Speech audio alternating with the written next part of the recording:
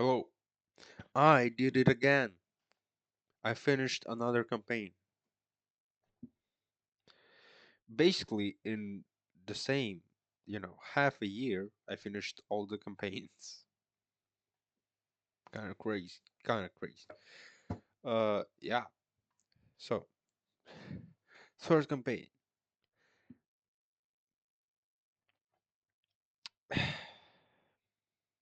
Yeah. Uh, so what was good? I don't know. It was a bit. I mean, it's good. They got a good ending. There are also some rumors that with the beacon they could have actually killed Predators, but they never got on that path or something. Also, I skipped like 20 episodes from 102 till like 120, and we got 141 is the last one, if I remember correctly. I'm gonna check that right now. Main free 121. No. So I maybe skipped 10 because I remember seeing the last ones. Or maybe I didn't skip any at all. Maybe. Uh, the story itself was messy because it's been like a long arc that wasn't really like hooking me. You know, in campaign 2 there was the island arc with all the mind fuckery. There was a pirate arc with all the fucking ships and whoa, Ukutoa! There was like some family business with Bo, like Rexentrum, and uh, Islecross, or just the North. You know, all different arcs. Although that last arc did tire me quite a bit because it's like, oh my god, another way on the path and some ruins. But and on the third, there's like, well, there's Chetney arc where he mastered his powers. There was, I remember there was a race in a desert city. I think its name is Bassaris. I might be wrong, though.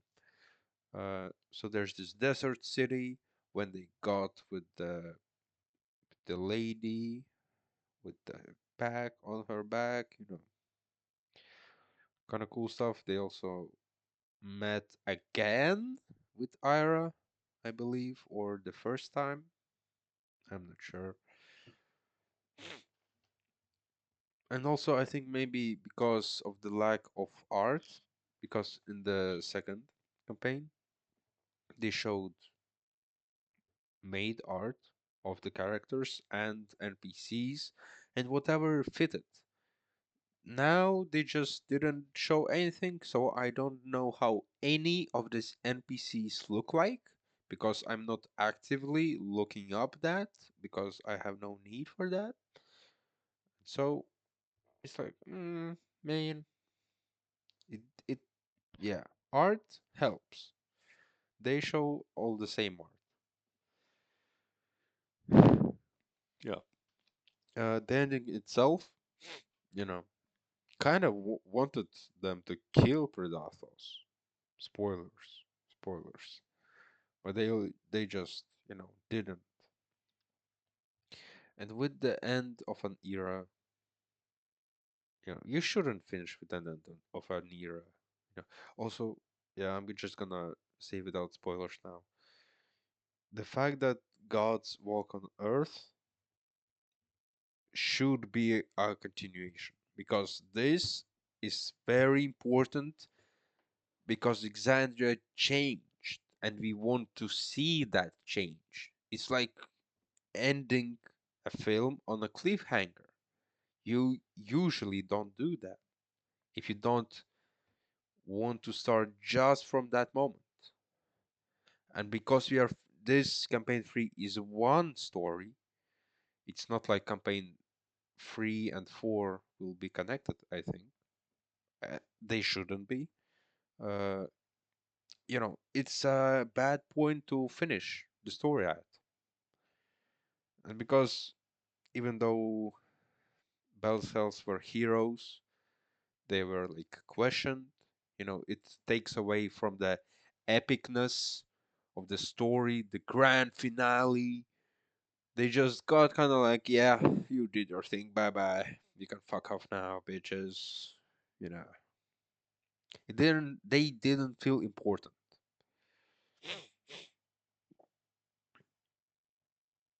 Yeah, um, it's all right. Chetney, he's cool.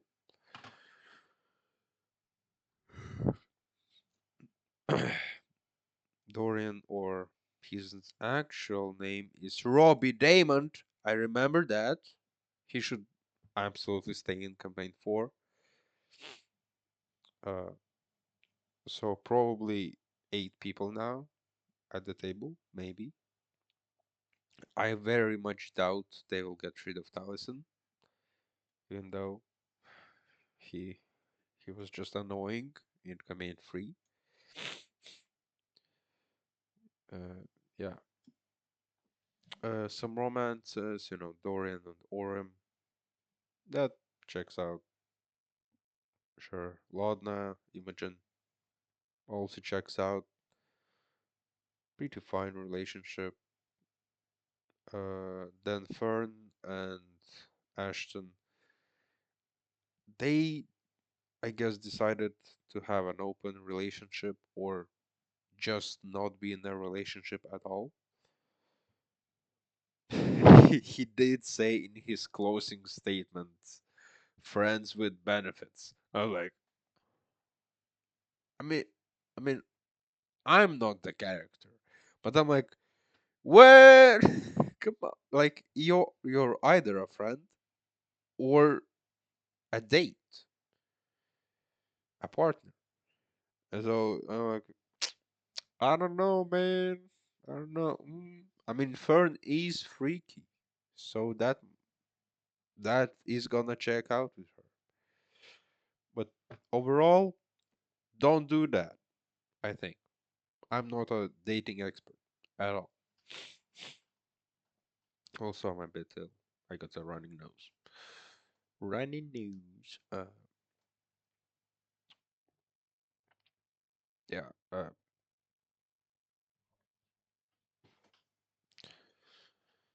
Keyleth and Vax got back together.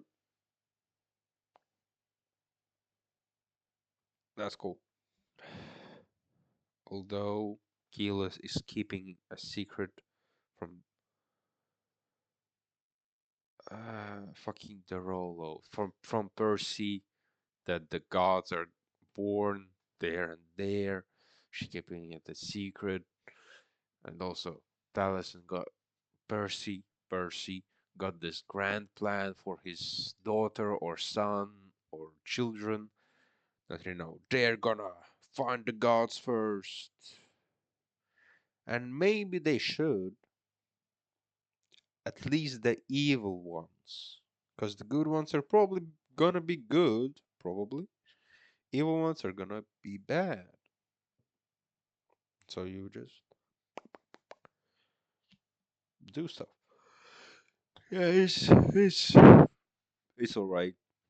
It felt like another episode, just like another episode. Yeah. And the fact we don't focus on Bell's Hells, but we give another epilogue to the Mighty Nine and another epilogue to the Vox Machina, that took away also some shine from Bell's Hells. So nobody fucking needed Bell's Hells. Yeah, you know. They're level 20 characters, and they are not. So why Bell's Hells? That's a good question. And they are not experts. They are just a fuckery of a group in a good sense, I don't know, in a normal sense, just like any D&D group is, it would make sense more for.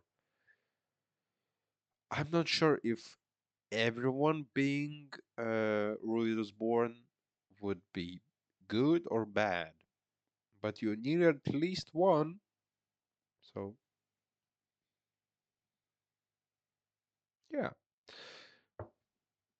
at least I think a specialist mission needs a specialist group, and they were not that, and they were treated with caution, obviously, because Imogen was holding Predathos in herself, which so what's with that? I didn't really understand.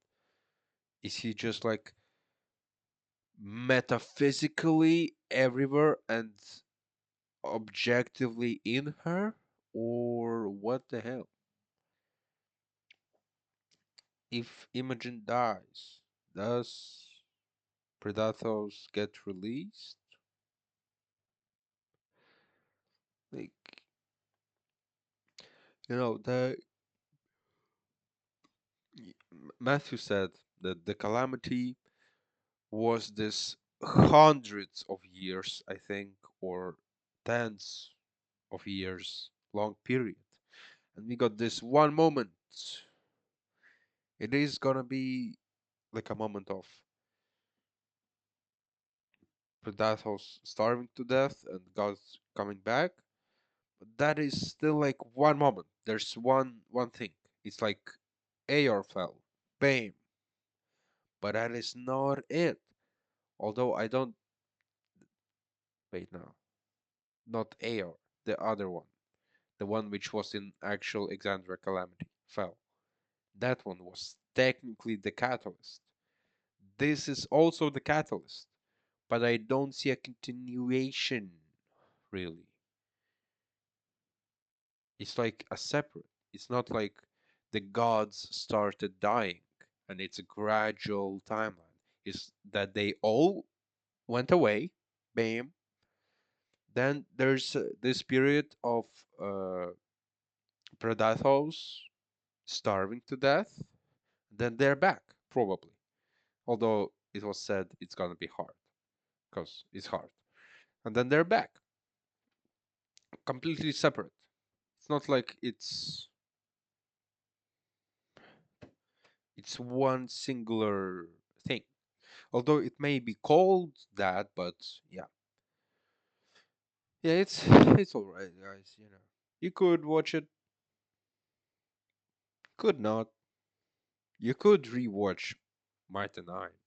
That would be a banger. Holy shit! I was considering it, but I just found some other podcasts like the one that Murph from Dimension 20 is doing, which is called not another D&D podcast. I actually got that from memory, no, from looking. And there's this the Witch, the Wizard, and the Wild One from Brennan Lee Mulligan. But I kind of watched how many episodes? I watched. Gotta scroll up.